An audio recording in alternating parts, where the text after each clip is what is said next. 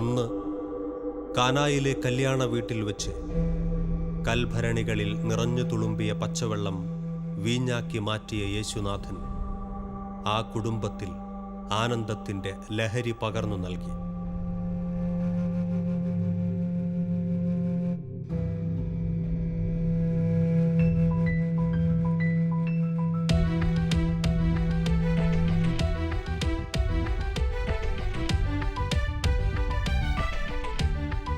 ഇന്ന് ലോകത്തിൻ്റെ ലഹരി തേടി ജീവിത വ്യഗ്രതയോടെ അലയുന്ന വ്യക്തിജീവിതങ്ങളും കുടുംബങ്ങളും അവരുടെ ഹൃദയത്തിൽ സ്വർഗത്തിൻ്റെ ലഹരി നിറയ്ക്കാൻ ദൈവവചനം നിറഞ്ഞു തുളുമ്പി നിൽക്കുന്ന കൽഭരണികളായി ചില അമൂല്യ ജീവിതങ്ങൾ. ഒരിക്കൽ ലോകത്തിൻ്റെ ലഹരി പകർന്നു നൽകിയിരുന്ന അവരുടെ ജീവിതങ്ങൾ ഇന്ന് യേശുവിൻ്റെ വചനം വിളമ്പുന്ന കൽഭരണികളായി മാറിയിരിക്കുന്നു.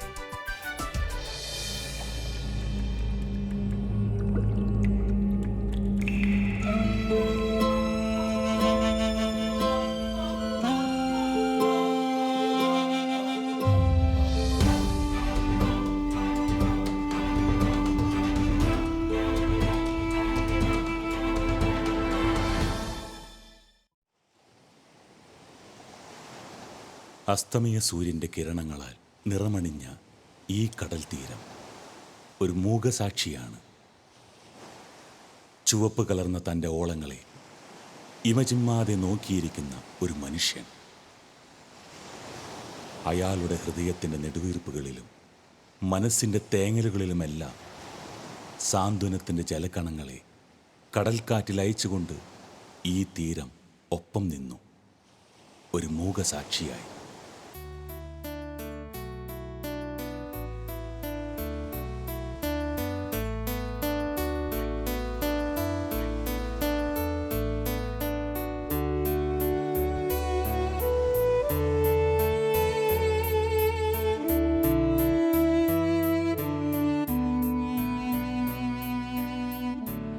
സുന്ദരമായ സായാഹ്നങ്ങളിൽ പലപ്പോഴും ഈ സാന്ത്വന തീരത്തേക്ക് അയാൾ കടന്നു വന്നു, കയ്യിലൊരു വിശുദ്ധ ഗ്രന്ഥവുമായി. കടലാഴങ്ങളിലേക്ക് മറഞ്ഞു പോകുന്ന കതിരവന്റെ അവസാന കിരണങ്ങളും അണഞ്ഞു പോകുന്നതുവരെ ഹൃദയത്തിൽ തേൻ പോലെ മധുരിക്കുന്ന ദൈവവചനം നുകർന്നുകൊണ്ടിരുന്നു അയാൾ.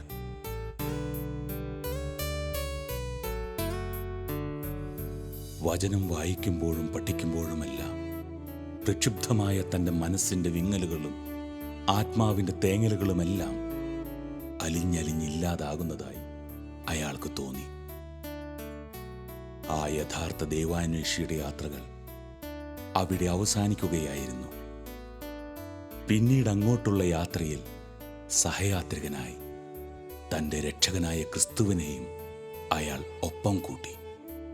എല്ലാത്തിനും സാക്ഷിയായി ഈ കടൽ തീരവും, പിന്നെ അയാളേറെ ഇഷ്ടപ്പെട്ടിരുന്ന അസ്തമയ സൂര്യനും. ഇത് ശ്രീ ബാബുരാജ് തോട്ടത്തിൽ. താൽപ്പര്യമുള്ള എല്ലാ വിഷയങ്ങളിലും ആഴത്തിലുള്ള വായനയും പഠനവും ജീവിതശൈലിയാക്കി മാറ്റിയ ഒരു റിട്ടയർഡ് PWD ചീഫ് എഞ്ചിനീയർ. തൻ്റെ സ്വഭാവത്തിൽ അലിഞ്ഞു ചേർന്ന ഈ വായനാശീലം അനേകം വിഷയങ്ങളിൽ ഗഹനമായ അറിവ് നേടാൻ അദ്ദേഹത്തെ സഹായിച്ചു. സത്യസന്ധനായ ഒരു ദൈവാന്വേഷി കൂടിയായിരുന്നു ഇദ്ദേഹം. അതിനാൽ തന്നെ സത്യദൈവത്തെ അന്വേഷിക്കുവാനും കണ്ടെത്തുവാനും ഇദ്ദേഹത്തിന് കഴിഞ്ഞു. അന്വേഷിക്കുവിൻ, നിങ്ങൾ കണ്ടെത്തും എന്ന യേശുനാഥന്റെ ആഹ്വാനം അക്ഷരാർത്ഥത്തിൽ ഹൃദയം കൊണ്ട് ഏറ്റുവാങ്ങിയ ഒരു യഥാർത്ഥ ക്രിസ്തുശിഷ്യൻ. മദ്യം പിശാചാണെന്നും മദ്യവ്യവസായി സാത്താന്റെ പങ്കുകച്ചവടക്കാരനാണെന്നും ഉൾക്കിടലത്തോടെ മനസ്സിലാക്കിയ നിമിഷങ്ങൾ. ഈ ഉൾക്കാഴ്ച ലഭിക്കാൻ കാരണമായ കരിസ്മാറ്റിക് ധ്യാനം, ആ ധ്യാനത്തിലേക്ക് തന്നെ നയിച്ച തൻ്റെ ഭാര്യയുടെ രോഗം ഓർത്തെടുക്കുകയാണ് ശ്രീ ബാബുരാജ്. നുരപതയുന്ന ലഹരി പാനപാത്രങ്ങളിൽ വിളമ്പി പാപത്തിനുമേൽ ശാപങ്ങളും വലിച്ചു വയ്ക്കുന്ന മദ്യവ്യവസായികൾക്ക് ശ്രീ ബാബുരാജ് നൽകുന്നത് ദൈവികമായ ഒരു താക്കീതാണ്. കാണുക, ഒരു മദ്യവ്യവസായിയുടെ മാനസാന്തര കഥ, ഒരു സുവിശേഷ പ്രഘോഷകന്റെ പിറവിയുടെ കഥ, സ്വന്തം ഭവനത്തിൽ തുടങ്ങിയ പ്രാർത്ഥനാ കൂട്ടായ്മ ധ്യാനകേന്ദ്രമാക്കി വളർത്തിയ കഥ, യേശുവിന്റെ സ്പർശനമേറ്റ ഒരു കൽഭരണിയുടെ കഥ.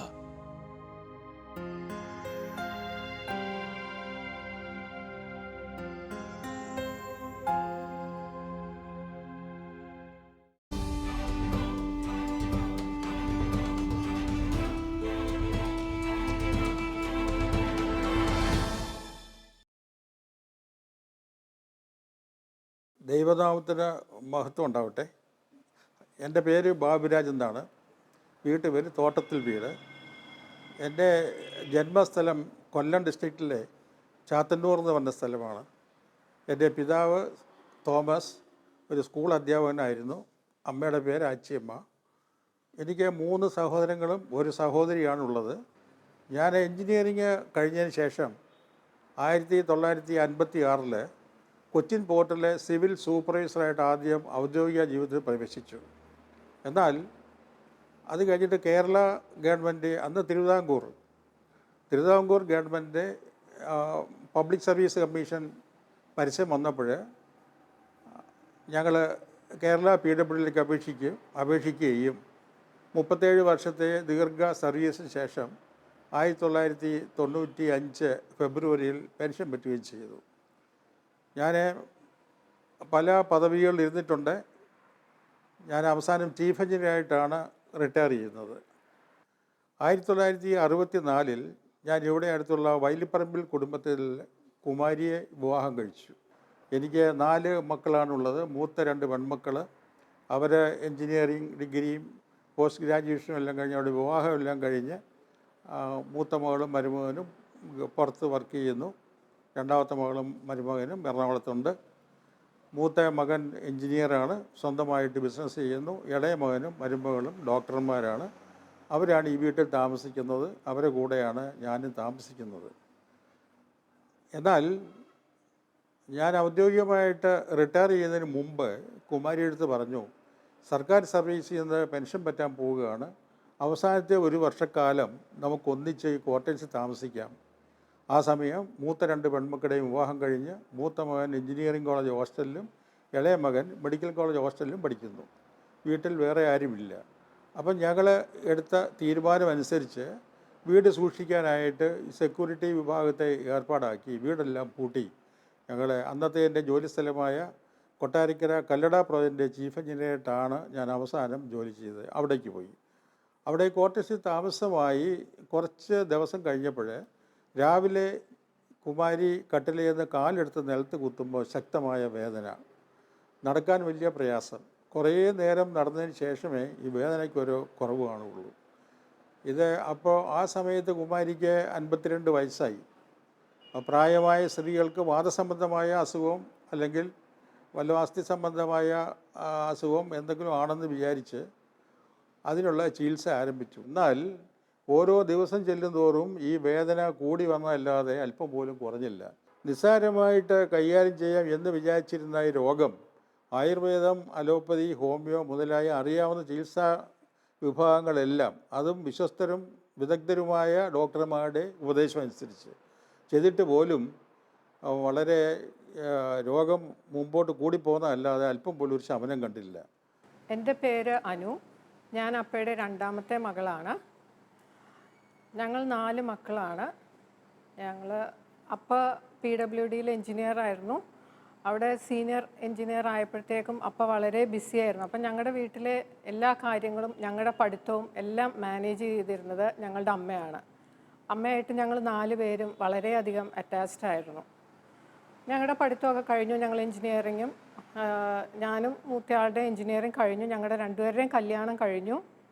ഞങ്ങൾക്ക് 2 പേർക്കും ഓരോ മക്കളുണ്ടായി. അപ്പോഴാണ് അമ്മയ്ക്ക് ഈ രോഗം തുടങ്ങിയത്. അമ്മയുടെ രോഗം ഡയഗ്നോസ് ചെയ്ത് കഴിഞ്ഞപ്പം ഏകദേശം 1 വർഷത്തോളം അമ്മ ഹോസ്പിറ്റലിലായിരുന്നു. ഞാൻ ഐസക് ബാബു, അപ്പയുടെ 4ാമത്തെ മകൻ, ഏറ്റവും ഇളയ കുട്ടിയാണ്. ഈ വീട്ടിലെ കൊച്ചു വാവയായിട്ടാണ് ഞാൻ ജനിച്ചിരിക്കുന്നത്. ചെറുപ്പം മുതലേ ഞാൻ ഡോക്ടറാവണമെന്ന് തന്നെയാണ് അപ്പയുടെയും അമ്മയുടെയും എൻ്റെ സഹോദരന്മാരുടെ എല്ലാ ആഗ്രഹവും അങ്ങനെ തന്നെയായിരുന്നു. എനിക്കും അങ്ങനെ തന്നെ ഒരു ആഗ്രഹം ഉണ്ടായിരുന്നു. ദൈവാനുഗ്രഹം കൊണ്ട് എനിക്ക് 12th കഴിഞ്ഞിട്ട് അതിന് എൻട്രൻസിൽ അഡ്മിഷൻ കിട്ടി. 1994 ഞാൻ മെഡിസിന് ജോയിൻ ചെയ്യുന്നത്. ജോയിൻ ചെയ്യാൻ ഇവിടുന്ന് പോകുമ്പോൾ എൻ്റെ അമ്മ പൂർണ്ണ ആരോഗ്യവതിയായിരുന്നു. അതുവരെയുള്ള ഞങ്ങളുടെ ജീവിതം വളരെ ഹാപ്പി ആയിട്ടുള്ളൊരു ലൈഫായിട്ടാണ് എനിക്ക് അന്ന് തോന്നിയിരുന്നത്. പള്ളിയിൽ പോകാറുണ്ട്, പ്രാർത്ഥിക്കാറുണ്ടായിരുന്നു, സൺഡേ സ്കൂളിൽ പോയിട്ടുണ്ട്. അങ്ങനെ നമ്മൾ ഒരു ക്രിസ്ത്യൻ എന്ന അന്ന് വരെ വിചാരിച്ചിരുന്നത് ഒരു പ്രാർത്ഥനാ രീതി ഒരു ക്രിസ്ത്യൻ പ്രാർത്ഥനാ രീതി ഫോളോ ചെയ്യുന്ന ഒരാളാണ് ക്രിസ്ത്യൻ എന്നാണ് വിചാരിച്ചിരുന്നത്. അങ്ങനെ ഞങ്ങൾ ആരെയും ഉപദ്രവിക്കുന്നില്ല, അങ്ങനെ നല്ലൊരു ജീവിതം തന്നെ നയിക്കുന്നു എന്ന് വിചാരിച്ചാണ് പോയിക്കുന്നത്. എന്നാൽ അവിടെ ചെന്ന് കഴിഞ്ഞ് ഒരു 6 മാസം കഴിഞ്ഞിട്ടാണ് അമ്മയുടെ അസുഖം തുടങ്ങുന്നത്. മാനസികമായിട്ട് വളരെ പ്രയാസത്തിലായി. അങ്ങനെ റിട്ടയർ ചെയ്യുന്ന സമയത്തേക്ക് ഇവിടെ ഈ ഭവനത്തിലേക്ക് ഞങ്ങൾ തിരിച്ചു വന്നു. ഞങ്ങൾ റിട്ടയർ ചെയ്ത് തിരിച്ചു വരുന്ന സമയത്തേക്ക് ആലുവ ഹോട്ടൽ പെരിയാർ എന്ന് പറഞ്ഞ ഒരു 3 സ്റ്റാർ ബാർ അറ്റാച്ച്ഡ് ഹോട്ടൽ ഇവിടെ പെരിയാർ എന്ന നദിയുടെ കരയ്ക്കുണ്ട്, ആലുവ ടൗണിനകത്തുണ്ട്. ഇവിടെ കൊച്ചിയിൽ ഇൻ്റർനാഷണൽ എയർപോർട്ട് വരാൻ പോകുന്നു എന്നുള്ള കാര്യം ഞങ്ങൾക്കറിയാം, പക്ഷേ അനൗൺസ് ചെയ്തിട്ടില്ല. ഒരു ഇൻ്റർനാഷണൽ എയർപോർട്ട് വരികയാണെങ്കിൽ ടൂറിസം മേഖലയിൽ വളരെ സാധ്യത ഉണ്ടെന്ന് മനസ്സിലാക്കി ഒരു പബ്ലിക് ലിമിറ്റഡ് കമ്പനിയായ അതിൻ്റെ ഷെയറുകൾ ഞാനും എൻ്റെ ഒരു സ്നേഹിതനും കൂടെ വാങ്ങി സ്വന്തമാക്കി കൂടുതൽ മരാമത്ത് പണികൾ അവിടെ ചെയ്യാൻ ഒരു ഉദ്ദേശം ഉണ്ടായിരുന്നുകൊണ്ട് എഞ്ചിനീയറായ ഞാൻ എൻ്റെ മാനേജിങ് ഡയറക്ടറായി. അപ്പോൾ ആ സമയത്തൊക്കെ അപ്പോൾ ഒരു ബാർ ഹോട്ടലിൽ പാർട്ട്ണറായിരുന്നു. അപ്പോൾ അതിൻ്റെ ബന്ധപ്പെട്ട പ്രവർത്തനങ്ങളും ഒക്കെ ഉണ്ടായിരുന്നു. വീട്ടിൽ ഞങ്ങളെല്ലാ ഞായറാഴ്ചയും പള്ളിയിൽ പോവുകയും പ്രാർത്ഥനയും എല്ലാം ഉണ്ട്, പക്ഷേ ഇതിൻ്റെ പ്രവർത്തനങ്ങളും എല്ലാം ഉണ്ടായിരുന്നു. നമുക്കെല്ലാവർക്കും അറിയാം ഒരു ബാർ അറ്റാച്ച് ഹോട്ടലിൽ നിന്നുള്ള സാമ്പത്തിക വരുമാനം എന്താണെന്ന്. ആ വരുമാനം വന്നു തുടങ്ങിയതോടെ ഞങ്ങൾ വളരെ സന്തോഷമായിരുന്നു. അത് ഞങ്ങൾ കാര്യമായിട്ടൊരു തെറ്റ് ചെയ്യുന്നുണ്ട് എന്ന് ഞങ്ങൾക്ക് അങ്ങനൊരു ബോധം തോന്നിയിട്ടില്ല. കാരണം നമ്മൾ ബാർ നടത്തുന്നു, അവിടെ ആൾക്കാർ വരുന്നു, മദ്യപിക്കുന്നു, അവരെല്ലാം സന്തോഷമായിട്ടാണ് പോകുന്നത്. നമ്മൾ അവർക്ക് സന്തോഷം പകരുന്ന ഒരു ജോലിയാണോ ചെയ്യുന്നത് എന്ന് തോന്നിപ്പോകും. അതിൽ നിന്ന് പൈസ ഉണ്ടാകുന്നത് തെറ്റാണെന്ന് ആരും പറഞ്ഞിട്ടുമില്ല, അന്നും പറഞ്ഞിട്ടില്ല, ഇപ്പോഴും ആരും അങ്ങനെ പറയുന്നുണ്ട്, പക്ഷേ അധികം ആൾക്കാർ കേൾക്കുന്നില്ല. പക്ഷേ നമ്മൾ കൂടുതലായിട്ട് ആലോചിക്കുമ്പോഴാണ് പിന്നെയാണ് ഞങ്ങൾക്ക് അതിൻ്റേതായ തെറ്റായ വശങ്ങൾ മനസ്സിലാകുന്നത്. ആ സമയത്തേക്ക് കേരള ഫാർമസിയുടെ ആലുവയിലുള്ള ഒരു പ്രശസ്ത സ്ഥാപനമാണ് കേരള ഫാർമസി. അതിൻ്റെ മാനേജിങ് ഡയറക്ടറായ ഡോക്ടർ അനിൽകുമാർ എന്നെ സമീപിച്ച് പറഞ്ഞു, ബാബുരാജ്, അത് ആയുർവേദം വീട്ടിൽ വെച്ച് ചികിത്സിച്ചാൽ അത് എഫക്റ്റീവ് ആവത്തില്ല. ഞങ്ങൾക്ക് അമൃതം എന്ന് പറഞ്ഞ നഴ്സിംഗ് ഹോം ആലുവ ടൗണിലുണ്ട്, നിങ്ങൾ അവിടെ വന്നാൽ ഞങ്ങളുടെ ഡോക്ടർമാരെ ടീം നോക്കാമെന്ന് പറഞ്ഞു. അതനുസരിച്ച് വീണ്ടും ഞങ്ങൾ വീട് അടച്ച് പൂട്ടി സെക്യൂരിറ്റിക്കാരെ ഏൽപ്പിച്ചിട്ട് അമൃതത്തിലേക്ക് ഞങ്ങൾ താമസം മാറ്റി. കേരള ഫാർമസി പേറ്റൻറ്റ് മരുന്നുണ്ടാക്കുന്ന കമ്പനി ആയതുകൊണ്ട് ആയുർവേദത്തിലെ പോസ്റ്റ് ഗ്രാജുവേഷൻ കഴിഞ്ഞ ഡോക്ടർമാരുണ്ട്. അവരൊരു ടീം വന്ന് പരിശോധിച്ചിട്ട് ഒരു കോഴ്സ് പ്രിസ്ക്രൈബ് ചെയ്തു. എന്നാൽ ഒരാഴ്ച കഴിഞ്ഞിട്ടും അതിനൊട്ടും ആശ്വാസം കിട്ടിയില്ല. ഇതേ സമയം ഉച്ച കഴിഞ്ഞിട്ട് അവിടെ സമയമുണ്ട്, ആയുർവേദ ചികിത്സയെല്ലാം ഉച്ചയോട് തീരും. മാനസികമായിട്ടും ശാരീരികമായിട്ടും ഞങ്ങൾ വളരെ തകർന്നും തളർന്നു ഇരിക്കുക. അനേകർ പ്രാർത്ഥിക്കുന്നുണ്ട്, മാസങ്ങളായിട്ട് അനേക പ്രെയർ ഗ്രൂപ്പുകൾ പ്രാർത്ഥിക്കുന്നുണ്ട്, പലരും ഉപവസിച്ച് പ്രാർത്ഥിക്കുന്നുണ്ട്, ഒട്ടും പോലും ആശ്വാസം കിട്ടിയില്ല. അതുകൊണ്ട് സമാധാനത്തിന് വേണ്ടി ഒഴിവു സമയത്ത് കുമാരി ബൈബിൾ വായിക്കാൻ തുടങ്ങി. ആദ്യം മുതൽ ഒഴിവു സമയത്ത് ഞാനും മാനസികമായിട്ടും ശാരീരികമായിട്ടും വളരെ തകർന്നും തളർന്നു ഇരിക്കുന്നതുകൊണ്ട് ഒഴിവു സമയങ്ങളിൽ ബൈബിൾ വായിക്കാൻ തുടങ്ങി ആദ്യം മുതൽ. അങ്ങനെ ഞാൻ പ്രയാസപ്പെട്ടിരിക്കുമ്പോൾ എൻ്റെ ഒരു സ്നേഹിതൻ ഒരു രക്ഷയുടെ സന്ദേശവും ഒരു വചനോത്സവവും കൊണ്ടുതന്നു. അന്നത്തെ വചനോത്സവത്തിലെ ബഹുമാനപ്പെട്ട നായ്ക്കമ്പറമ്പിൽ അച്ഛൻ്റെ ഒരു ആർട്ടിക്കിളുണ്ട്. അതിൻ്റെ ചുരുക്കം, ദൈവം തമ്പുരാൻ നമ്മുടെ ജീവിതത്തിലെ തകർച്ച തന്നതിന്, രോഗം തന്നതിന്, ഒരു പ്രതിസന്ധി അനുവദിച്ചതിനെ ഓർത്ത് ദൈവത്തെ സ്തുതിച്ച് മഹത്വപ്പെടുത്തുവാൻ. എനിക്ക് അത്ഭുതം തോന്നി. ഞാൻ ആ സഹോദരനോട് പറഞ്ഞു, എൻ്റെ പ്രിയപ്പെട്ടവൾ താഴെ നിലത്ത് കാലുകുത്താൻ സാധിക്കാത്ത അവസ്ഥയിൽ കിടക്കുന്നതിന് ദൈവമേ ഈ അവസ്ഥ തന്നതിന് എന്നെ സ്തുതിക്കുന്നു, മഹത്വപ്പെടുത്തുന്നു. ഞങ്ങളുടെ ഭവനത്തിൽ 3 മാസമായിട്ട് ഞങ്ങൾ കണ്ണീരില്ല. 3 മാസമായിട്ട് ഈ അവസ്ഥ തന്നതിന് ദൈവമേ നിന്നെ സ്തുതിക്കുന്നു എങ്ങനെ പറയാൻ സാധിക്കും? ഞാൻ പറഞ്ഞു, എനിക്ക് മാനസികമായിട്ട് ഇത് അംഗീകരിക്കാൻ ഒരിക്കലും സാധിക്കത്തില്ല. അദ്ദേഹം പോയി പുറകോട്ടുള്ള കുറേ വചനോത്സവ ലക്കങ്ങളെല്ലാം കൊണ്ടുവന്നു. അത് വായിച്ചു നോക്കിയപ്പോഴാണ് എനിക്ക് മനസ്സിലായത്, ദൈവം തമ്പുരാൻ നമ്മുടെ സംഭവങ്ങൾ കൂടി സംസാരിക്കുന്നു. നമ്മുടെ ജീവിതം ദൈവീയ പദ്ധതിക്ക് വിട്ട് മാറി മുമ്പോട്ട് നാശത്തിലേക്ക് പോകുമ്പോൾ നമ്മളെ ദൈവത്തിലേക്ക് തിരിക്കുവാൻ, ദൈവത്തെ അന്വേഷിക്കുവാൻ, നമ്മളെ വിശുദ്ധീകരിക്കുവാൻ, വീണ്ടെടുക്കുവാൻ, നമ്മുടെ ഉപരി നന്മയ്ക്ക് വേണ്ടിയുള്ള ഒരു രക്ഷാകര പദ്ധതിയാണ് നമ്മുടെ ജീവിതത്തിലെ തകർച്ച, രോഗം എന്നുള്ളൊരു തിരിച്ചറിവുണ്ടായി. ആശുപത്രിയിലെ ചികിത്സയിൽ ആയിരുന്ന സമയത്തുമെല്ലാം ഹോട്ടൽ പെരിയാർ ലിമിറ്റഡിൻ്റെ മാനേജിംഗ് ഡയറക്ടറായിരുന്നു ഞാൻ. ബാറിൻ്റെ ചുമതലയുള്ള എനിക്കുമായിരുന്നു. എനിക്ക് എപ്പോഴും പോകാൻ അവിടെ സൗകര്യം ഇല്ലായിരുന്നത് കൊണ്ട് അതിന് വേണ്ട ക്രമീകരണങ്ങൾ ഞാൻ ചെയ്തുകൊണ്ടിരുന്നു. ദിവസേന എൻ്റെ കാര്യങ്ങൾ അന്വേഷിച്ചു കൊണ്ടുവരുന്നു. അവസാനം ലിസിന്ന് ഈ രോഗം ഇത്രത്തോളം മൂർച്ഛിച്ചപ്പോൾ ഡോക്ടർമാർ പറഞ്ഞു, ഈ അസ്ഥിയിൽ നിന്ന് ഒരു പോർഷൻ കട്ട് ചെയ്തിട്ട്, അസ്ഥിയുടെ ഒരു കറുപ്പ് ഷെയ്ഡ് കാണുന്നിടത്ത് കട്ട് ചെയ്തിട്ട് അത് നമുക്ക് പരിശോധിക്കാമെന്ന് പറഞ്ഞു. അങ്ങനെ പരിശോധിച്ചപ്പോൾ മനസ്സിലായി അവിടെ അമിലോയ്ഡ് എന്ന് പറഞ്ഞൊരു ഫാറ്റ് ഡിപ്പോസിറ്റ് ഉണ്ട്. രോഗത്തിൻ്റെ പേര് അമിലോഡേസസ് എന്നാണ്. ഇതൊരു റെയർ ഡിസീസാണ്. അതിന് ഇതുവരെ പ്രിസ്ക്രൈബ്ഡ് ഒരു മരുന്ന് ഉണ്ടായിട്ടില്ല, കണ്ടുപിടിച്ചിട്ടില്ല. അതുകൊണ്ട് ഇതിന് ഒരു കീമോതെറാപ്പി ഒരു കോമ്പിനേഷൻ ഡോക്ടർമാർ പ്രിസ്ക്രൈബ് ചെയ്തു. ഞങ്ങൾ ഈ വിവരം ഓസ്ട്രേലിയയിലേക്ക് അയച്ചു. ഓസ്ട്രേലിയയിലാണ് ഹെമറ്റോളജി ഡെവലപ്പ് ചെയ്തത്. അവരും പറഞ്ഞു ഇത് അമിലോഡോസിസ് ആണ്, ദർ ഇസ് നോ ട്രീറ്റ്മെൻറ്റ്, നിങ്ങൾ അവിടെ ഒരു കീമോതെറാപ്പി കൊടുക്കാൻ പറഞ്ഞു. അങ്ങനെ ആദ്യത്തെ കീമോതെറാപ്പി കഴിഞ്ഞ് ഞങ്ങൾ ഡിവൈനിലേക്ക് ധ്യാനത്തിന് പോയി. കുമാരി അപ്പോൾ വീൽ ചെയറില്ല. എൻ്റെ മക്കളും മരുമക്കളും അമ്മയും സിസ്റ്റേഴ്സും എല്ലാം കൂടെ ഞങ്ങളൊരു 25-30 പേരുള്ള ധ്യാനത്തിന് പോയത് സൗഖ്യം കിട്ടുവാൻ വേണ്ടിയാണ്. ഈ അമ്മയ്ക്ക് വന്ന അസുഖം പ്രൈമറി അമൈലോയിഡോസിസ് എന്നാണ് പറയുന്നത്. അത് വളരെ വളരെ ചുരുക്കം ചില ആൾക്കാരിൽ വരുന്നതാണ്. വളരെ കഷ്ടപ്പെട്ടാണ് അത് ഡയഗ്നോസ് ചെയ്ത്, ഒത്തിരി മാസങ്ങൾ കഴിഞ്ഞിട്ടാണ് അത് ഡയഗ്നോസ് ചെയ്തത്. ഞാനിപ്പോൾ മെഡിസിൻ ജോയിൻ ചെയ്ത 1.5 വർഷം കഴിഞ്ഞപ്പോൾ ഹോസ്പിറ്റലിൽ ആദ്യമായിട്ട് കയറി തുടങ്ങിയപ്പോൾ ആദ്യം നമുക്കൊരു എന്തൂസിയാസവും ത്രില്ലും ഉണ്ട്. ഈ ലോകത്തെ എന്ത് അസുഖവും നമുക്ക് ട്രീറ്റ് ചെയ്ത് ശരിയാക്കാം എന്നൊരു അഹങ്കാരവും ഒരു ഫസ്റ്റ് ഇയർ MBBS സ്റ്റുഡൻറ്റിന് ഉണ്ട് എന്ന് എനിക്കെപ്പോഴും തോന്നുന്നു. ആ ഒരു അഹങ്കാരം എന്നിലും ഉണ്ടായിരുന്നു.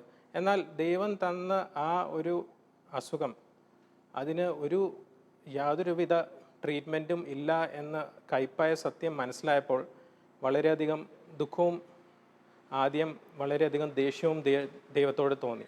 ഞാൻ നോക്കുമ്പോൾ ഞങ്ങളുടെ സ്ഥിരമായ ജോലികൾ ചെയ്യുന്നു, ബിസിനസ്സുകൾ ചെയ്യുന്നു, ആരെയും ഉപദ്രവിക്കുന്നില്ല, പള്ളിയിൽ ഞായറാഴ്ച തോറും പള്ളിയിൽ പോകുന്നു.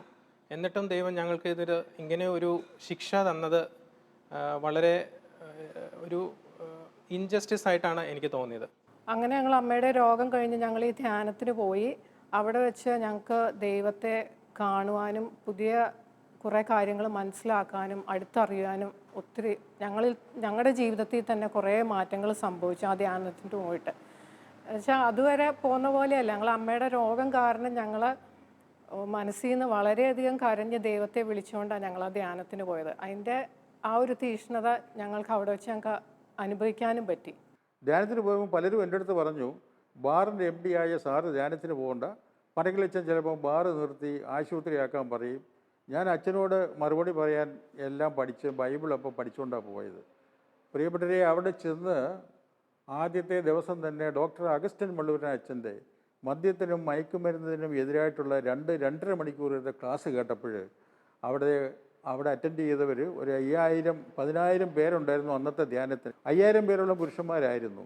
അവിടെ മുമ്പിൽ വെച്ചിരുന്ന ബക്കറ്റിൽ അവർ കൊണ്ടുവന്ന മദ്യവും ബാഗിൽ വെച്ചിരുന്ന മദ്യം, പുകയില, ചരസ്, സിഗരറ്റ്, ബീഡി, ഈ തീപ്പെട്ടി ഇതെല്ലാം കൊണ്ട് ബക്കറ്റിലിട്ടു. എനിക്ക് വലിയ മനസാക്ഷി കുത്തുണ്ടായി. ഞാൻ എന്ത് കൊടുക്കും? ഞാൻ ആദ്യം മദ്യം കഴിക്കുന്നില്ല എങ്കിൽ പോലും ഇത്രയും വിഷകരമായ മദ്യമാണല്ലോ ഞാൻ കൈകാര്യം ചെയ്യുന്നത്. അതൊരു ബിസിനസ്സിൻ്റെ ഭാഗമായിട്ട് മാത്രം ഞാൻ കണക്കാക്കി. വളരെ പ്രയാസം തോന്നി. എൻ്റെ സർവീസിൻ്റെ കാലഘട്ടത്തിൽ എൻ്റെ അടുത്ത പരിചയവും ബന്ധമുള്ള 3 പേര് അമിത മദ്യപാനം മൂലം മരിച്ചുപോയി. എൻ്റെ ഒരു ബോസ്, ഒരു എക്സിക്യൂട്ടീവ് എഞ്ചിനീയർ വിജയൻ, അദ്ദേഹം രക്തം ഛർദ്ദിച്ച് മരിച്ചുപോയി. എൻ്റെ വളരെ സ്നേഹിതനായ ഒരു ടൂറിസ്റ്റ് മാനേജർ കുരുവിള, അദ്ദേഹം രക്തം ഛർദ്ദിച്ച് മരിച്ചുപോയി. വേറൊരു CP വർഗീസ്, കോപ്പറേറ്റീവ് ബാങ്കിൻ്റെ സെക്രട്ടറി ആയിരുന്നു, അദ്ദേഹം മരിച്ചുപോയി. 3 പേരുടെ കുടുംബങ്ങളും വളരെ പ്രശ്നത്തിലും അനാഥരമായി. കുഞ്ഞുങ്ങളുടെ പഠിത്തമെല്ലാം മുടങ്ങി വലിയ പ്രശ്നമായി. ഇത് ജീവിതത്തിൽ അനുഭവം, എൻ്റെ നേരിട്ട അനുഭവം ഉണ്ടെങ്കിൽ പോലും ഞാൻ മദ്യം ഒരു ലാഭകരമായ വ്യവസായം എന്നുള്ള രീതിയിൽ കണക്കാക്കി ഞാനും എൻ്റെ സുഹൃത്തും കൂടെ അത് തുറന്നു പോരുന്ന അവസരമായിരുന്നു ഇത്. വലിയ മനസാക്ഷി കുത്തുണ്ടായി. പ്രിയപ്പെട്ടവരെ, അന്ന് ഒരു ബുധനാഴ്ച പ്രിയപ്പെട്ട പനക്കലച്ചൻ സ്റ്റേജിൽ നിന്ന് വിളിച്ചു പറഞ്ഞു, കുറേ പേരുടെ ശരീരത്തിലെ മുഴകൾ മാറുന്നെന്ന് പറഞ്ഞു. എനിക്കൊരു ഷോക്കടിക്കുന്ന അനുഭവം ഉണ്ടായി. എന്താണെന്ന് മനസ്സിലായില്ല. ഡിവൈനിലെ F ബ്ലോക്കിലെ ബെർത്തിൻ്റെ മേളിലാണ് ഞാൻ കിടന്നത്. താഴെ എൻ്റെ മകനും അവിടെ ഞങ്ങളുടെ കൂട്ടുകാരും റിലേറ്റീവ്സ് എല്ലാം ഉണ്ട്.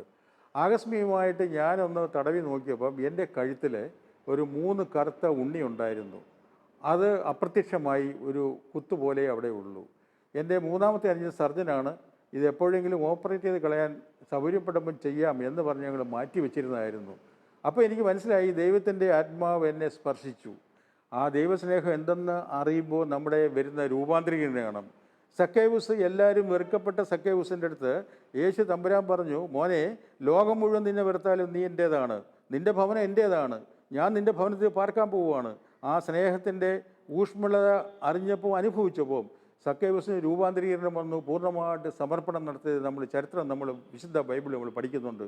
അതുപോലെ ആ തീരുമാനം എടുത്തിട്ടാണ് ഞങ്ങൾ ഡിവൈനിൽ നിന്ന് ധ്യാനം കഴിഞ്ഞ് പോകുന്നത്. പിറ്റേന്ന് ബഹുമാനപ്പെട്ട പനകിലച്ഛനത് പറഞ്ഞു, അവിടെ ബാറ് നിർത്താൻ ഞാൻ തീരുമാനിച്ചു. എങ്ങനെ നിർത്തണമെന്ന് എനിക്കറിയത്തില്ല. അച്ഛൻ പ്രാർത്ഥിക്കണം, ഇവിടുത്തെ ഗ്രൂപ്പ് പ്രാർത്ഥിക്കണമെന്ന്.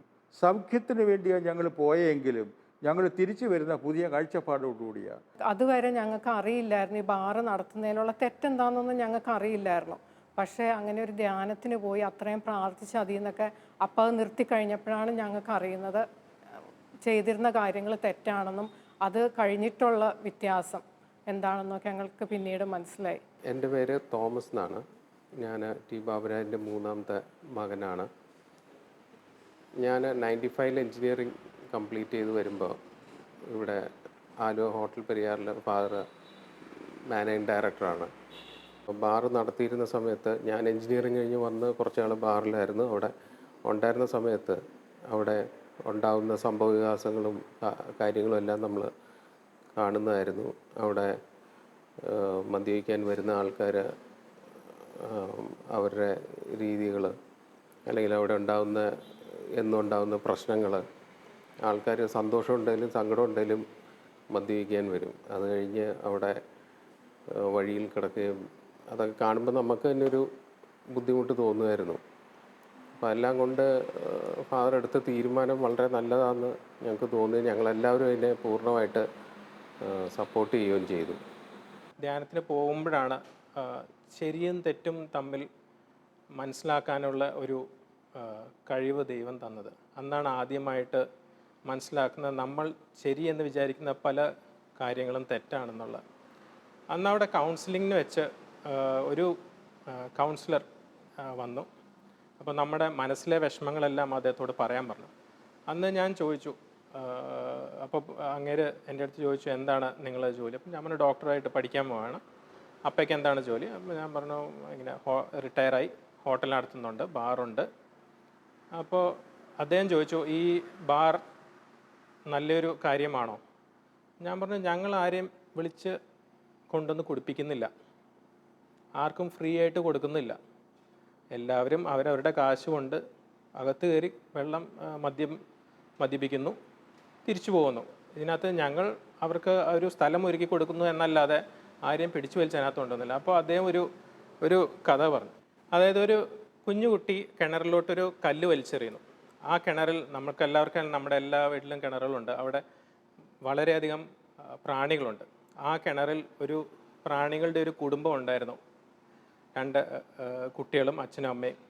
പിന്നെ കുറച്ച് പ്രാണികൾ മുകളിൽ നിന്ന് വെള്ളത്തിൽ വീണ് നീന്തി രക്ഷപ്പെട്ട് കരയ്ക്ക് പറ്റുന്ന കുറേ പ്രാണികൾ. അങ്ങനെ പലതരം സ്ഥിതികളിലുള്ള ജീവജന്തുക്കളുണ്ട്. ഈ കല്ല് ചെന്ന് വീണ് കഴിഞ്ഞിട്ട് അതിൻ്റെ കുറേ റിപ്പിൾസ്, അതായത് അതിൻ്റെ കുറേ അലകൾ ഇങ്ങനെ അടിച്ച് പോവുകയാണ്. ആ അടിച്ച് പോകുന്ന ആദ്യം ചെന്ന് ഈ പ്രാണികളുടെ ഫാമിലിയിൽ ചെന്നാണ് കൊള്ളുന്നത്. ആ പ്രാണികളെല്ലാം ചെതറിപ്പോവും. ഇത് പിന്നെ ഇപ്പോൾ ഈ അലകൾ അടിച്ച് സൈഡിൽ ചെന്ന് വെള്ളത്തിൽ വീണ് അവിടെ ബിലോങ് ചെയ്യാത്ത ഒരു പ്രാണി കിണറിൻ്റെ വക്കത്ത് കയറി പിടിക്കുന്നേ ഉള്ളൂ. ഈ അലകളെന്ന് അതിന് പിന്നെയും വെള്ളത്തിലോട്ട് ഇറക്കി കൊണ്ടുവന്ന് അത് ചത്തുപോകുന്നു. എന്നിട്ട് അദ്ദേഹം പറഞ്ഞു, നിങ്ങൾ ഈ കുഞ്ഞിനെ പോലെയാണ്. ആ കുഞ്ഞും കിണറിലോട്ട് കല്ലെറിഞ്ഞപ്പോൾ അതിന് തെറ്റെന്താണെന്നൊന്നും അറിഞ്ഞില്ല. അത് അതിൻ്റെ ഒരു രസത്തിന് വേണ്ടി ചെയ്തു, അതിന് ഇഷ്ടമുള്ളതുകൊണ്ട് ചെയ്തു. നിങ്ങൾ ഈ ചെയ്യുന്നത് പോലെയാണ്. നമ്മൾ ഈ മദ്യം വിൽക്കുന്നതും നമ്മുടെ കാര്യം മാത്രം, നമ്മുടെ ഒരു സന്തോഷം, അതായത് നമ്മുടെ സാമ്പത്തിക നേട്ടം മാത്രം ഉദ്ദേശിച്ചിട്ടാണ്. എന്നാൽ ഇതിൻ്റെ ഈ അലകൾ ചെന്ന് നശിപ്പിക്കുന്നത് വളരെയധികം കുടുംബങ്ങളെയാണ്. കുടുംബകലഹങ്ങൾ, അപ്പനും അമ്മയും മാതാപിതാക്കളും കുട്ടികളും തമ്മിൽ കലഹിപ്പിക്കുന്നു, ജീവിതങ്ങൾ ഉടച്ച് നശിപ്പിക്കുന്നു. അങ്ങനെ ഒരു കച്ചവടം നിങ്ങൾക്ക് വേണമെന്ന് അദ്ദേഹം ചോദിച്ചു. അന്നാണ് ആദ്യമായിട്ട് എനിക്ക് തോന്നിയത് ഇത് തെറ്റായ ഒരു കാര്യമാണ് എന്ന് തോന്നിയത്. 1995 ഓഗസ്റ്റ് മാസത്തിലെ ഡിവൈനിലെ ധ്യാനത്തിന് പോകുന്നത് എൻ്റെ ജീവിത പങ്കാളിയായ കുമാരിയുടെ രോഗത്തിൻ്റെ സൗഖ്യം പ്രതീക്ഷിച്ചുകൊണ്ടാണ്. പക്ഷേ ഞങ്ങൾ തിരിച്ചു വരുന്നത് ഒരു പൂർണ്ണമായ ഒരു മാനസാന്തര അനുഭവത്തിലും ഒരു പൂർണ്ണ ലക്ഷ്യബോധത്തോടെയാണ് തിരിച്ചു വരുന്നത്. ഒരു മാനസാന്തരം എന്ന് പറയുന്നത് സ്റ്റോപ്പ് ആൻഡ് ടേൺ ബാക്ക് എന്ന് പറയും. അതുകൊണ്ട് ദൈവത്തിന് ഒന്നാം സ്ഥാനം കൊടുത്തുള്ള ഒരു പുതിയ ജീവിതക്രമം മുമ്പോട്ട് കൊണ്ടുപോകാനായിട്ട് തീരുമാനമെടുത്തപ്പോൾ ജീവിതത്തിൽ പലതും വെറുക്കേണ്ടി വന്നു, ഉപേക്ഷിക്കേണ്ടി വന്നു, നഷ്ടപ്പെടേണ്ടി വന്നു. ദൈവത്തിന് ഒന്നാം സ്ഥാനം കൊടുത്തുള്ള ക്രമീകരണം എന്ന് പറഞ്ഞാൽ ദൈവത്തിന് ഹിതകരമല്ലാത്തതെല്ലാം നമ്മൾ വേണ്ടാന്ന് വെക്കേണ്ടി വരും. തെറ്റായ ബോധ്യങ്ങൾ, തെറ്റായ വിശ്വാസങ്ങൾ, തെറ്റായ ബന്ധങ്ങൾ നഷ്ടപ്പെടും, വേദന ഉണ്ടാകും. പക്ഷേ ദൈവമുള്ള ബന്ധം പുനഃസ്ഥാപിക്കപ്പെടുന്നു എന്നുള്ള ഒരു പ്രത്യാശയിൽ അതിനുവേണ്ട എല്ലാ ക്രമീകരണവും ചെയ്തു. കിട്ടുന്ന അവസരങ്ങളിലെല്ലാം മദ്യത്തിനും മയക്കുമരുന്നിനും എതിരായിട്ട് ശക്തമായിട്ട് പ്രബോധിപ്പിക്കുവാനും ശക്തമായിട്ട് പ്രേരിപ്പിക്കുവാനും ഉള്ള അവസരങ്ങളെല്ലാം ഞാൻ ഉപയോഗിച്ചു. അത് കഴിഞ്ഞിട്ട് അന്ന് ഞാൻ മദ്യം നിർത്താൻ അല്ലെങ്കിൽ ബാറ് നിർത്താൻ ദൈവത്തിൻ്റെ പരിശുദ്ധാത്മാവ് പ്രേരിപ്പിച്ചുവെങ്കിലും ഇതിൻ്റെ ഭീകരാവസ്ഥയെപ്പറ്റി പിന്നീടാണ് എനിക്ക് കൂടുതൽ ഒരു ബോധ്യത്തിലേക്ക് വന്നത്. ഇതിനെപ്പറ്റി കൂടുതൽ ചിന്തിക്കുകയും പഠിക്കുകയും ചെയ്തപ്പോൾ കേരളത്തിലെ പ്രധാനപ്പെട്ട ഒരു 40 മദ്യവ്യവസായിയുടെ പഴയ ചരിത്രം ഞങ്ങൾ പരിശോധിച്ചപ്പോൾ അവരെല്ലാവരും വളരെ കഷ്ടതയിലും പ്രയാസത്തിലും വിഷമത്തിലുമാണ് ഇപ്പോഴുള്ളത്. ദാരിദ്ര്യത്തിലും ദുഃഖത്തിലും മരണങ്ങളിലും അംഗഭംഗം സംഭവിച്ചവരും അവരുടെ കുടുംബങ്ങൾ മുഴുവൻ നാശപ്പെട്ട ഒരവസ്ഥയിലേക്ക് വന്നു. വാസ്തവത്തിൽ ഈ 40 പേരുടെ പഴയ ജീവിത ചരിത്രം ഞങ്ങൾ ഒരു പ്രിൻ്റ് ചെയ്ത് ഇപ്പോൾ മദ്യവ്യവസായം നടത്തുന്ന എല്ലാവർക്കും അയച്ചു കൊടുക്കാൻ ഞങ്ങളൊരു തീരുമാനം എടുത്തിട്ടുണ്ട്. മദ്യവ്യവസായികളെടുത്ത് മദ്യം നിർത്താൻ ഉപദേശിക്കേണ്ട കാര്യമില്ല. പ്രമുഖരായ ഈ 40 മദ്യവ്യവസായികൾക്ക് എന്ത് സംഭവിച്ചു എന്നവർ അറിഞ്ഞാൽ പഠിച്ചാൽ സ്വയമേവ അവരെ മനസ്സാക്ഷി മദ്യ വ്യവസായം നിർത്താൻ അവരെ പ്രേരിപ്പിക്കും. ഈ ധ്യാനം കേട്ടിട്ട് അല്ലെങ്കിൽ വചനത്തിൻ്റെ അടിസ്ഥാനത്തിൽ മദ്യം നിർത്തിയ കേരളത്തിലെ 7 പേരുണ്ട്. കാഞ്ഞങ്ങാടത്തെ ഔസേപ്പച്ചനടക്കം ഞങ്ങൾ 7 പേര്. ഞങ്ങൾ 7 പേരും കൂടി ഒരു പ്രവർത്തിക്കാൻ വേണ്ടി എഫത്ത മിഷൻ എന്ന് പറഞ്ഞ ഒരു മിഷൻ, ഒരു സംഘടന ഉണ്ടാക്കിയിട്ടുണ്ട്. അതിൻ്റെ പ്രസിഡൻ്റാണ് ഞാൻ. ഞങ്ങൾ പല മേഖലകളിലും ഇതിനെതിരായിട്ട് പ്രവർത്തിച്ചുകൊണ്ടിരിക്കുന്നു. ഗവൺമെൻറ് ചെയ്യേണ്ട കാര്യങ്ങൾ, ഓരോ പാർട്ടികളായിട്ട് ചെയ്യേണ്ട കാര്യങ്ങൾ, രാഷ്ട്രീയ പ്രവർത്തകർ ചെയ്യേണ്ട കാര്യങ്ങൾ, സഭയായിട്ട് ചെയ്യേണ്ട കാര്യങ്ങൾ, ഇതെല്ലാം ഞങ്ങൾ സഭയെയും രാഷ്ട്രീയ നേതാക്കളെയും ഗവൺമെൻറ്റിനെയും തക്ക സമയത്ത് ഞങ്ങളെ അറിയിച്ചുകൊണ്ടിരിക്കുകയാണ്. ഞങ്ങളെ ബഹുമാനപ്പെട്ട സുധീരനെ, KPCC പ്രസിഡന്റ് സുധീരനെ കണ്ടപ്പോൾ സുധീരൻ അത്ഭുതപ്പെട്ടു പോയി. സർക്കാർ നിയമം മൂലം നിർത്തണമെന്ന് പറഞ്ഞിട്ട് പോലും നിർത്താത്ത കേരള സ്റ്റേറ്റിലെ വചനത്തിൻ്റെ അടിസ്ഥാനത്തിൽ മദ്യവ്യവസായം നിർത്തി 7 പേരുണ്ടെന്ന് പറഞ്ഞപ്പോൾ സുധീരൻ അത്ഭുതപ്പെട്ടു പോയി. നിങ്ങളത് ലോകത്തെ അറിയിക്കണം, നിങ്ങളത് പ്രസ് മീറ്റ് നടത്തണം. അങ്ങനെ ഞങ്ങൾ എറണാകുളം പ്രസ് ക്ലബ്ബിൽ പ്രസ് മീറ്റെല്ലാം നടത്തി ശാലവും പത്രത്തിലും TV-യിലും എല്ലാം കുറേ നാൾ മുമ്പ് വന്നിരുന്നു. പ്രിയപ്പെട്ടവരെ, മദ്യത്തിനും മയക്കുമരുന്നിനും എതിരായിട്ട് ശക്തമായ സന്ധിയില്ലാത്ത പ്രവർത്തനമാണ് അന്ന് മുതൽ ചെയ്യുന്നത്. ഇവിടെ ഇമ്മാനുവൽ പ്രയർ സെൻറ്ററിൽ ഇവിടെ വരുന്ന ആൾക്കാർ, ധ്യാനം കൂടാൻ വരുന്നവർ മദ്യപാനികളിലും അല്ലെങ്കിൽ മയക്കുമരുന്നിനും അടിമപ്പെട്ടവരുണ്ടെങ്കിൽ പ്രത്യേകമായിട്ട് അവർക്ക് ക്ലാസ്സുകൾ കൊടുത്ത് അവരെ അതിൽ നിന്ന് ഒരു ഡി അഡിക്ഷനെ ഓറിയൻറ്റ് ചെയ്തുള്ള ക്ലാസ്സുകൾ കൊടുത്ത് അവർക്ക് അവിടെ താമസിപ്പിച്ച് ഞങ്ങൾ മദ്യത്തിനും മയക്കുമരുന്നിൽ നിന്നും അവർ വിടുതൽ പ്രാപിക്കുന്ന വളരെ ശുശ്രൂഷ വളരെ അനുഗ്രഹമായിട്ട് ചെയ്തുകൊണ്ടിരുന്നതാണ്. ഇപ്പോഴതിനുവേണ്ടി പ്രവർത്തിച്ച ഫാദർ മാത്യുവിനെ പല കാരണങ്ങൾ കൊണ്ട് അതിന് നേതൃത്വം നൽകാൻ സാധിക്കാത്തതുകൊണ്ട് താൽക്കാലികമായിട്ട് നിർത്തിവെച്ചിരിക്കുകയാണ്. പ്രിയപ്പെട്ട എന്നോട് പലരും ചോദിച്ചിട്ടുണ്ട്, സാറിന് എത്ര കോടി രൂപയാണ് ഇതുകൊണ്ട് നഷ്ടം വന്നത്, വീണ്ടും 2 കൊണ്ട് എന്തുകൊണ്ട് തുടങ്ങിക്കൂടെ? ഞാനിപ്പം സാമ്പത്തിക പ്രതിസന്ധി വരുമ്പം കടം മേടിച്ചത് ഓരോരുത്തരെ സഹായിക്കുന്നുണ്ട്. അപ്പോൾ ദൈവ വചനം കേട്ട് പ്രവർത്തിക്കുന്നവരെ ലോകം പറയും മണ്ടന്മാരാന്ന് പറയും. ഞാൻ അവരോട് പറയും, we are fools but for Christ. കർത്താവിന് വേണ്ടിയാണ് ഞങ്ങൾ മണ്ടന്മാരായത് അവരോട് പറയാറുണ്ട്. ഈ മദ്യവ്യവസായം നിർത്തിയതിന് ശേഷം എൻ്റെ ചരിത്രം പറഞ്ഞാൽ ഞാൻ അവരോട് പറയും, എനിക്ക് 4 മക്കളും 4 മരുമക്കളും 9 കൊച്ചുമക്കളും ഉണ്ട്. ഞങ്ങളുടെ കുടുംബം മൊത്തമായിട്ട് അനുഗ്രഹിക്കപ്പെട്ടു. എല്ലാ കുടുംബങ്ങളും ദൈവമുള്ള നല്ല ബന്ധത്തിൽ നല്ല പ്രാർത്ഥനാ ചൈതന്യത്തിൽ നിലനിൽക്കുന്നവരാണ്. മക്കൾ 9 പേരും ക്ലാസ്സിൽ ഫസ്റ്റ് റാങ്കോ സെക്കൻഡ് റാങ്കോ ആണ്. 4 മക്കൾക്ക് ഇപ്പം മെഡിസിനും എൻജിനീയറിനും അഡ്മിഷൻ കിട്ടി പഠിക്കുന്നു വിവിധ കോളേജുകളിൽ. അതെല്ലാം മെറിറ്റിൽ അഡ്മിഷൻ കിട്ടിയതാണ്. ഞാൻ അവരോട് പറയും, എൻ്റെ മക്കളെല്ലാം ദൈവമായിട്ട് നല്ല ബന്ധത്തിൽ കഴിയുന്നവരാണ്. ഈ എല്ലാവർക്കും അഡ്മിഷൻ തന്നെ മെറിറ്റിൽ കിട്ടിയവരാണ്. സ്കൂളിൽ തന്നെ ഫസ്റ്റ് റാങ്കോ സെക്കൻഡ് റാങ്കോ ആണോ, ഇതിനൊക്കെ നിങ്ങൾക്കൊരു മാർഗം വിലയിട്ട് തരാൻ പറ്റുമെന്ന് ഞാൻ തിരിച്ച് അവരോട് ചോദിച്ചിട്ടുണ്ട്. അതുകൊണ്ട് പ്രിയപ്പെട്ടവരെ, നിങ്ങളുടെ ഭവനങ്ങളിലോ നിങ്ങളുമായിട്ട് ബന്ധപ്പെട്ട ആരെങ്കിലും ഉണ്ടെങ്കിൽ, മദ്യവ്യവസായവുമായിട്ട് ബന്ധപ്പെട്ട ഏതെങ്കിലും പ്രവർത്തനത്തിലുണ്ടെങ്കിൽ തീർച്ചയായിട്ടും അതിൽ നിന്ന് അവർ പിന്തിരിഞ്ഞ് അവർ വേറെ ഏതെങ്കിലും ജോലിയിലോ തൊഴിലിലോ അവർ പ്രവേശിക്കണം. അത് അനുഗ്രഹമായി തീരും, നാശത്തിലേക്ക് പോകാതിരിക്കാനുമുള്ളൊരു വഴിയാണിത്. നേരത്തെ ഞാൻ സൂചിപ്പിച്ച പോലെ ബഹുമാനപ്പെട്ട നായിക്കമ്പറമ്പിൽ അച്ഛൻ പറഞ്ഞു, നമ്മുടെ ജീവിതത്തിലെ തകർച്ച, രോഗം, ഉത്കണ്ഠകളെല്ലാം ദൈവം ഉപരി നന്മയ്ക്ക് വേണ്ടി തരുന്നതാണെന്ന്. ഇപ്പോൾ ഓർത്ത് ഞാൻ അതിനെ സ്തോത്രം ചെയ്യുന്നു. കാരണം എൻ്റെ ജീവിതത്തിൽ ഈ തകർച്ച, ഈ രോഗം, എൻ്റെ ജീവിത പങ്കാളിയുടെ മരണം ഉണ്ടായില്ലെങ്കിൽ ഞാൻ നാശത്തിലേക്ക് പോയേനെ. മദ്യവ്യവസായം നടത്തി അനേകരെ നാശത്തിലേക്ക് കുടുംബങ്ങളെ നശിപ്പിച്ചിട്ട് ഞാനും കുടുംബമായിട്ട് നാശത്തിലേക്ക് പോയേനെ. അതിൽ നിന്ന് എന്നെ രക്ഷിച്ചത് ദൈവത്തിൻ്റെ ഈ വലിയ രക്ഷാകര പദ്ധതിയാണ്. അതുകൊണ്ട് ബഹുമാനപ്പെട്ട നായിക്കമ്പറമ്പിൽ അച്ഛൻ പറഞ്ഞ പോലെ, ദൈവമേ എൻ്റെ ജീവിതത്തിൽ നീ തകർച്ച തന്നതിന് സ്തോത്രം, രോഗം തന്നതിന് സ്തോത്രം, എല്ലാം നീ റോമാലേഖനം 8:28 പറയുന്ന പോലെ എല്ലാം നീ നന്മയ്ക്കായിട്ട് മാറ്റിയതിന് സ്തോത്രം ദൈവമേ. അതുകൊണ്ട് എന്നെ കേൾക്കുന്ന പ്രിയപ്പെട്ടവരെ, മദ്യവ്യവസായത്തിൽ നിന്ന് ഓടി ഒളിക്കണം. അത് നിർത്താൻ ഒരു തീരുമാനം എടുത്താൽ, പലർക്കും ഒരു ആശങ്കയുണ്ട്, നിർത്തിയാൽ ഞാൻ എന്ത് ചെയ്യും? നിർത്താൻ ഒരു തീരുമാനം എടുത്താൽ ദൈവം തമ്പുരാൻ പുതിയ വഴികൾ നമ്മുടെ മുമ്പിൽ തുറന്നു തരും. അത്ഭുതകരമായിട്ട് നമ്മളെ കാത്ത് സംരക്ഷിക്കുന്ന, നമ്മളെ പരിപാലിക്കുന്ന, നമ്മുടെ പ്രാർത്ഥന കേൾക്കുന്ന സ്വർഗത്തിലെ ദൈവം, ആ ദൈവമാണ് നമ്മളെ ബന്ധങ്ങൾ ക്രമീകരിച്ചാൽ, ആ ബന്ധത്തിൽ ദൈവത്തിന് ഇഷ്ടമില്ലാത്തതെല്ലാം വേണ്ടാന്ന് വെച്ചാൽ അത്ഭുതകരമായിട്ട് നമ്മളെ രക്ഷിക്കും. നമ്മൾ ഒരുവൻ ക്രിസ്തുവിലായാൽ അവനും എൻ്റെ കുടുംബം രക്ഷ പ്രാപിക്കും. അങ്ങനെ നമ്മുടെ കുടുംബത്തിലെ രക്ഷയുടെ അനുഭവത്തിൽ കൊണ്ടുവരാൻ നമ്മൾ ഇതുമായിട്ട് ബന്ധപ്പെട്ടവരെല്ലാവരും അതിൽ നിന്ന് ഒഴിഞ്ഞു നിൽക്കണമെന്ന് ദൈവനാമത്തിൽ നിങ്ങളുടെ ശക്തിയായിട്ട് ഇങ്ങോട്ട് അപേക്ഷിക്കുകയാണ്.